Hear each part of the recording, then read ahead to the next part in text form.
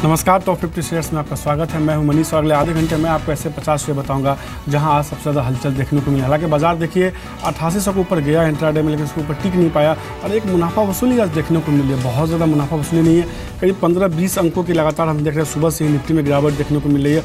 अभी भी निफ्टी दिन के निचले स्तर के आसपास ट्रेड करा। अच्छी बात यह है कि 8750 के ऊपर टिका हुआ है, लेकिन 8800 के ऊपर टिकने में दिक्कत हो रही है। अगले आधे घंटे में कौन से सेक्टर्स होंगे इस बाजार में भी जहां आपको एक अच्छे कमाई के मौके मिल सकते हैं, इस पर हम खासतौर पर चर्चा करेंगे। आज आपको बताएंगे कमजोर बाजार में कौन से ऐसे स्टॉक्स हैं जो यहां से एक मजबूती दे सकते हैं। इस हफ्ते में 2 दिन और बचे हुए हैं, तो इन 2 दिनों में और आज में इन शेयरों में कमाई के मौके देखे जा सकते हैं। इसके अलावा कुछ एक ऐसे स्टॉक्स आपको बताएंगे जिसमें जोरदार तेजी है और इन शेयरों पर चर्चा थोड़ी कम देखने को मिल रही है। उम्मीद है कि इन शेयरों में और अच्छी मजबूती देखने को मिल सकती है।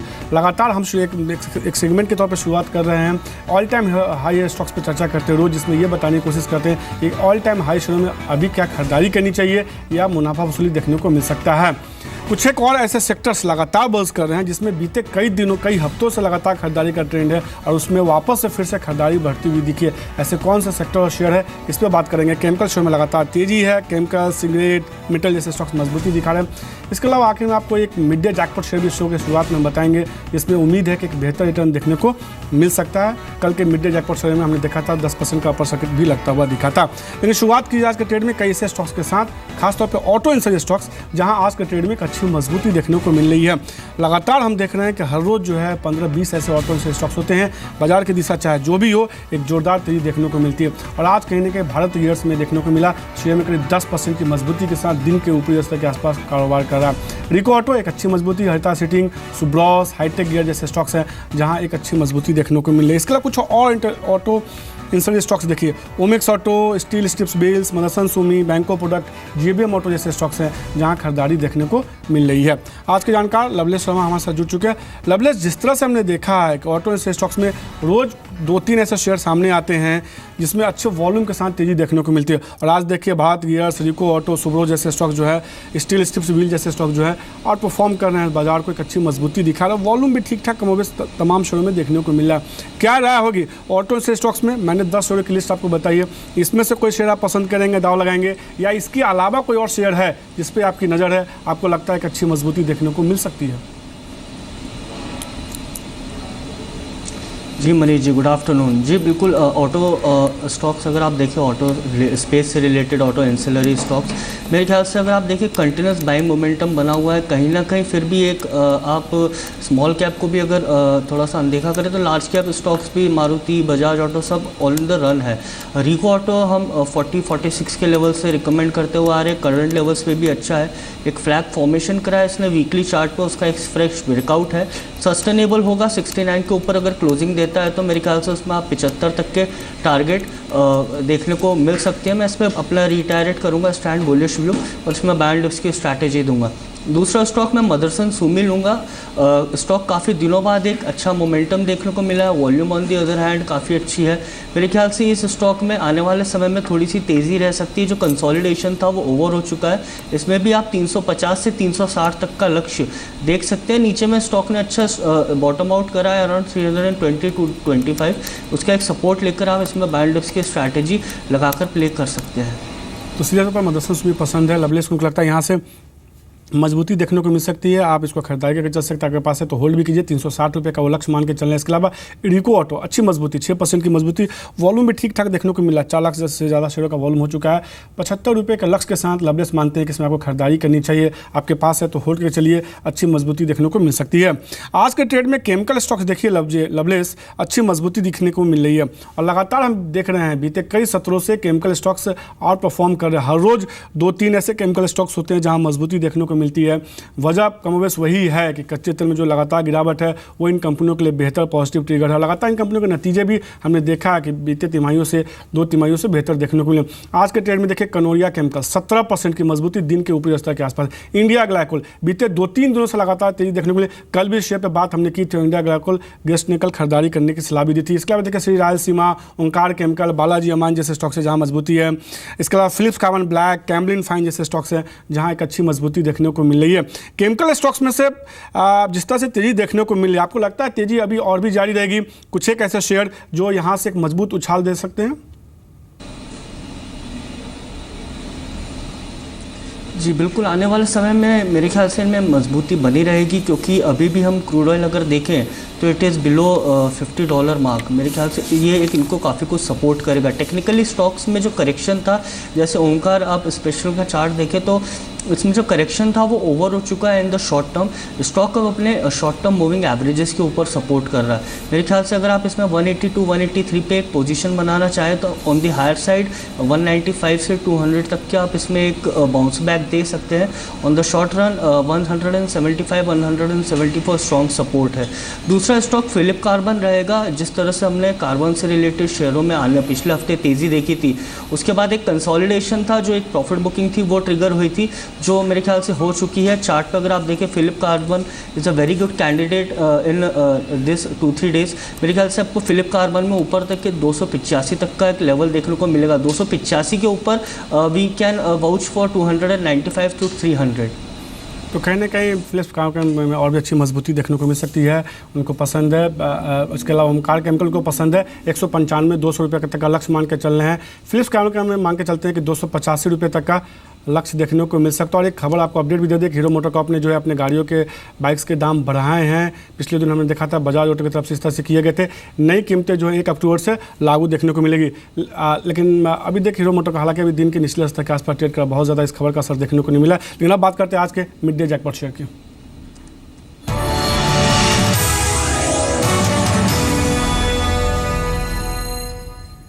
और आज का मिड डे जैकपॉट शेयर देखने से पहले कल का शेयर देखिए साइबर टेक, जिसमें खरीदारी करने की सलाह दी गई थी। उम्मीद थी कि एक अच्छी मजबूती देखने को मिल सकती है। कल शेयर में 10% का अपर सर्किट लगा और 90 रुपये का जो लक्ष्य था इस शेयर ने हासिल किया। आज भी इस शेयर में देखिए करीब अच्छी मजबूती देखने को मिली। 90 का लक्ष्य कल इसने कमोबेश हासिल किया।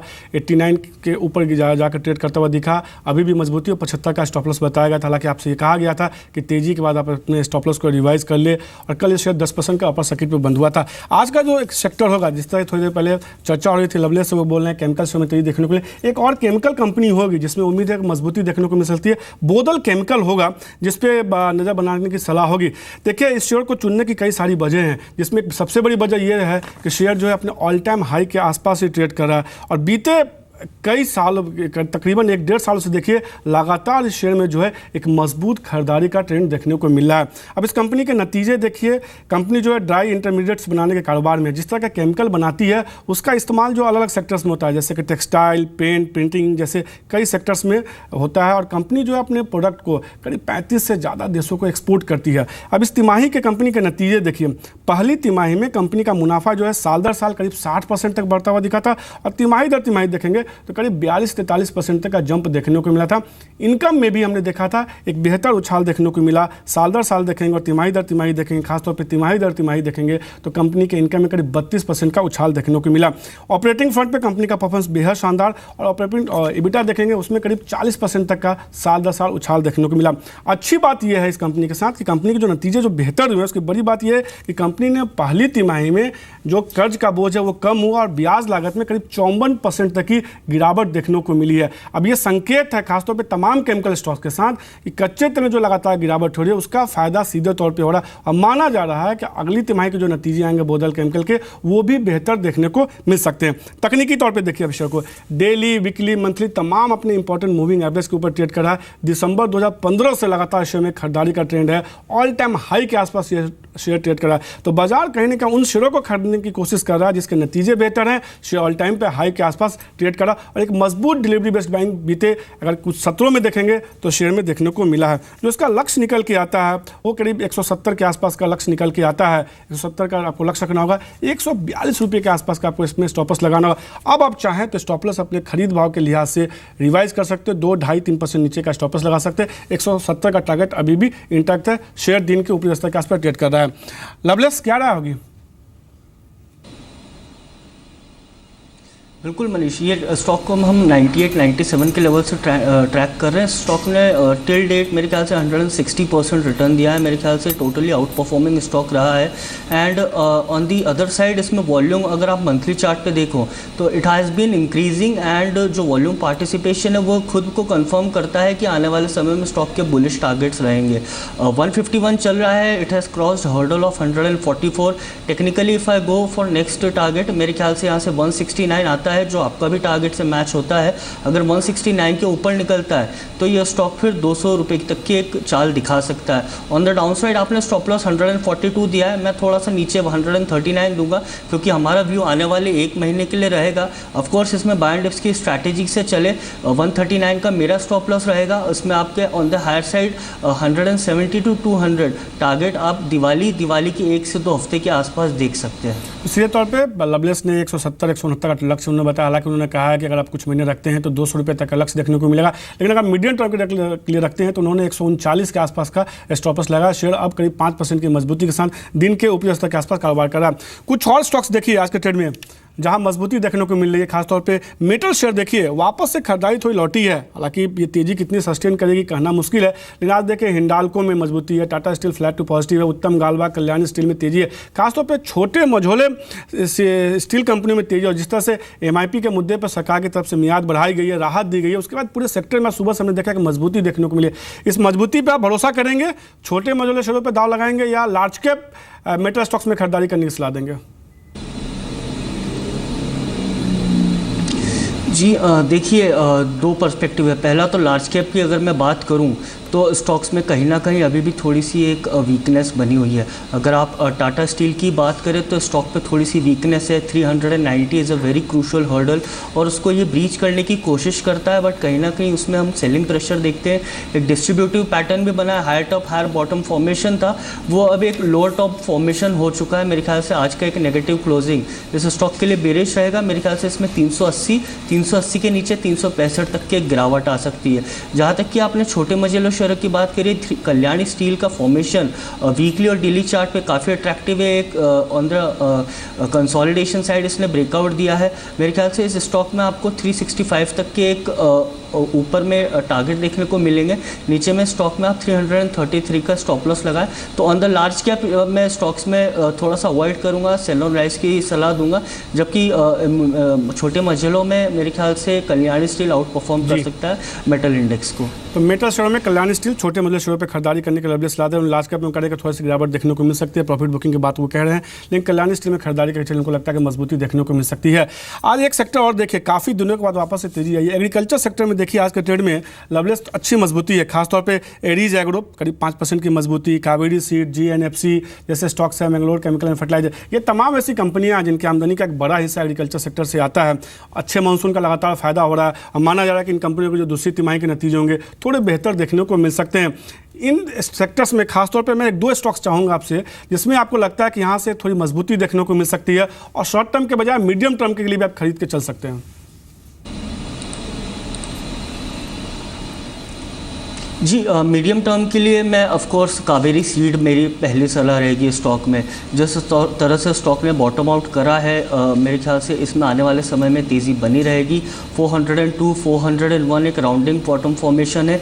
स्टॉक ने अपने 100 days and 200 days moving average को बीट करा है। मेरे ख्याल से करंटली 100 डेज़ के ऊपर जस्ट एक क्लोज आएगा 403 404, इसको बीट करता है तो 440 तक के स्टॉक में आपको टारगेट देखने को मिलेंगे।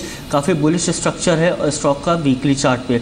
दूसरा मैं GNFC जो एक स्टॉक है उसको रिकमेंड करूँगा। लॉन्ग टर्म में इसने एक अच्छा सा सपोर्ट फॉर्मेशन करा है। स्टॉक 187 के लेवल्स पे काफ़ी अट्रैक्टिव है। स्टॉक में higher top higher bottom formation है, plus on the other side volume में पार्टिसिपेशन बहुत अच्छा है। मेरे ख्याल से इसमें आप 200 रुपये तक का एक लक्ष्य लेकर चलें। नीचे on the down side 181 stock में स्ट्रॉन्ग सपोर्ट है, उसका एक स्टॉप लॉस लगाकर आप इसको बाय एंड डिप्स की स्ट्रैटेजी के साथ रख सकते हैं। तो सीधे तौर पर GNFC पसंद है उनको, कावेरी सीड भी एग्रीकल्चर सेक्टर कंपनी है जो उनको पसंद है, उनको लगता है कि इन दोनों शेयरों में खरीदारी कीजिए, एक अच्छी मजबूती देखने को मिल सकती है। GNF खासतौर पर कावेरी सीड में उनको लगता है मौजूदा स्तर से करीब 10% की तेजी देखने को मिल सकती है और GNFC में करीब उनको लगता है कि 5-7% की तेजी देखने को मिल सकती है। कावेरी सीड में 10% की तेजी की उम्मीद है। वक्त एक ब्रेक का है, लेकिन ब्रेक के बाद अंचल के साथ हम बात करेंगे खासतौर पर एक सेक्टर की, टायर सेक्टर की। लगातार देखिए ये सेक्टर ऑटो इंडस्ट्री में एक ऐसा ये सेक्टर जो लगातार एक अच्छी मजबूती दिखा रहा है। अंचल ये समझाने की कोशिश करेंगे कि आखिर ये तेजी आ कहाँ से रही है, क्यों तेजी आ रही है, क्या पॉजिटिव ट्रिगर की निकल के हैं। इसके अलावा बाजार में भले आज थोड़ी गिरावट हो, लेकिन इस बाजार में अक्सर हम भूल जाते हैं कई सारे शेयर ऑल टाइम हाई पे ट्रेड कर